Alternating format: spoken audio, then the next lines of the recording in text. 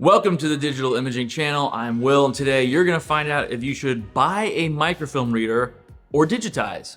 The first thing we're going to get into is describing what a microfilm reader is. And a microfilm reader is a machine, a piece of hardware that lets you put microfilm rolls or reels on them so you can view the images. There are old style machines of the microfilm reader type, but there are also contemporary ones. The older style microfilm readers are like your Canons and Minoltas, and then the contemporary versions you see these days are the Scan Pros, View Scans, and U-Scans. And the contemporary ones are they're a smaller footprint, they're more desktop, tabletop style, and there's a little more technologically capable than the older versions. Now, all microfilm readers do require manual manipulation, so you need to know how to be able to use these machines if you want to view the images on the microfilm. The positives of a microfilm reader are you can put them in a space, let's say a public library where there's a microfilm collection, and your patrons or your staff can just go up and use it on their own. They go get the microfilm, they put it on the reader, they find what they need, and they're done. So you can put them in public locations so that people can access the information they need. Typically, you'll see these at places like a library or a building or planning department, maybe even a court if someone's looking for civil records or something of that sort. You'll find these machines if they have microfilm and microfiche collections.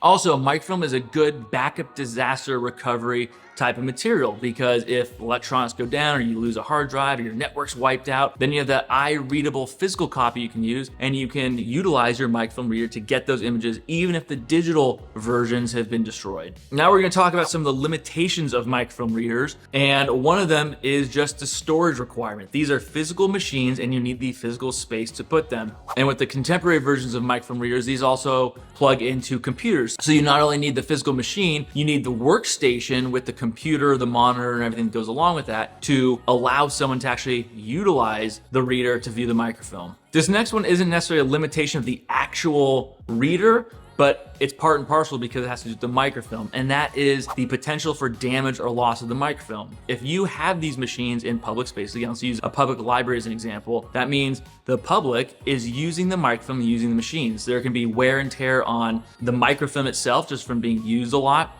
There can be wear and tear on the machine. Also, there can be damage or loss to the actual microfilm. Someone could take it by mistake or not. They could damage the film in some way, maybe by not using the reader correctly, or someone just may misplace it and you don't know where it is and that record is lost. So by utilizing physical microfilm and a physical machine to read it, there are some potentials for that damage or loss. Also, readers do require manual operation. Because of that, people that want to come use it, if it's a public setting, they may not know how to use it, or at least not how to use it well, which may require one of your staff members to go and help them, which is taking time away from your staff, doing what they are supposed to be doing, and then helping someone just to manipulate a machine. And along with that, typically within a department or an organization, just a handful of people, maybe even only one or two, will be tasked with knowing how to use these machines. So if they leave the organization, that knowledge of how to use a machine has to be rebuilt in someone else because no one else knows how to use it. So you have to keep that in mind if you're using physical microfilm. And lastly, machines do require maintenance. You're not necessarily obligated to get maintenance from the company that provide these machines to you, but if you don't and something breaks or it happens to it, you'll either be paying a lot out of pocket to get it repaired, or it'll just sit there and be basically a paperweight because you can't use it. So you have to think about the maintenance. And then also machines become outdated fairly quickly. So you have to keep updates going for the software, but the machines themselves, if they break or new versions come along, the parts to repair these may not even be available going forward just in a few years. So with all that said, your other option is to digitize, to digitally convert your microfilm into electronic images. And some of the benefits of digitizing your microfilm are you drastically reduce the amount of time you spend searching for records. If you think about it, when you're using a microfilm reader, one, you have to know which roll of microfilm you want to get. You have to walk over to probably a cabinet or a room to go find that roll, filter through some of the other reels in that collection. Once you find the one you want, you go back to the machine, take it out of the box, put it on the machine, and then you're scrolling around looking for that image. You find the image, then you have to manually manipulate using the machine and the buttons to get that image you want. You export maybe onto a thumb drive or you email it to yourself, and then you have to go put the microfilm back. And that's just one document you're looking for. Let's say that's 10 minutes or so. It's a lot of time spending to find one record. If you have digital images, you may find that record through an index or text search in just 5 or 10 seconds instead of 5 or 10 minutes. So you can drastically reduce the amount of time you spend looking for records. Another benefit is that you're streamlining access and retrieval of records. Let's say you work at a registrar's office and you need to fulfill student record requests. What's going to happen is you're going to get an email or a call from a former student and they're going to ask for their transcript. With physical microfilm,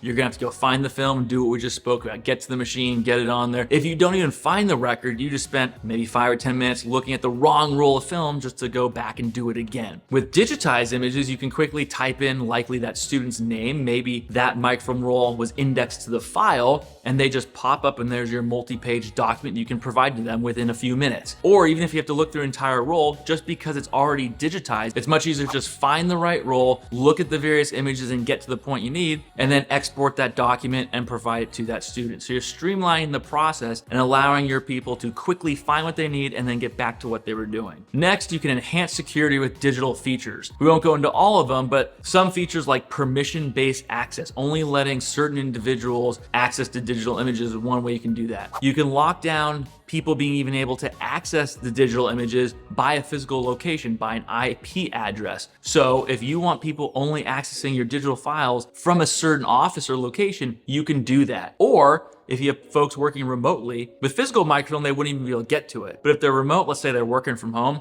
it's possible to lock down their access to their actual home IP address so you know they're logging in from home, they're logging in from that IP location. Another great security feature is multi-factor authentication. Once they log in, there's a second method that they have to use to identify themselves. Compare that to potentially someone just walking into a room, opening a cabinet and taking some microfilm that could potentially be sensitive. There's not really a lot of tracking unless you have a full system set up where people sign into a room, someone's checking that, maybe there's someone at the door, or only certain people have a key or passcode. But with the digital multi-factor authentication, they have to have 2 pieces of information, their login and then a verification step, so you know they're the ones that are getting into these records. And then of course there's the backup of digital records. If you have microfilm, physical microfilm, maybe you have a backup copy, so you have a duplicate set. But if you don't, that microfilm is the only copy you have. That's the single copy of the information and data on there. So if something happens to that record, let's say it deteriorates and goes bad, which is possible with physical film, someone loses it or it's stolen or destroyed, not only the physical microfilm, but that data, those records are now gone forever. With digital copies, you can make backups of those. So if something happens to one copy, you have that backup. Or if you're doing digital hosting, you may have co-located hosting sites. So if one site goes down, there's a backup that you're still able to access. And then lastly, there are some long-term cost savings. So the upfront cost of digitizing may seem more than, geez, I could just keep using a microfilm reader, keep using the physical film. But over time, you don't have to worry about those maintenance costs or replacing machines or potentially the cost of losing data and losing that microfilm or something happening to it. So those are just some of the benefits of digitizing your microfilm. And that's it, a quick wrap up of deciding if you should buy another microfilm reader or if you should digitize. It's really up to you what you feel comfortable with, what you think your staff or patrons are comfortable with.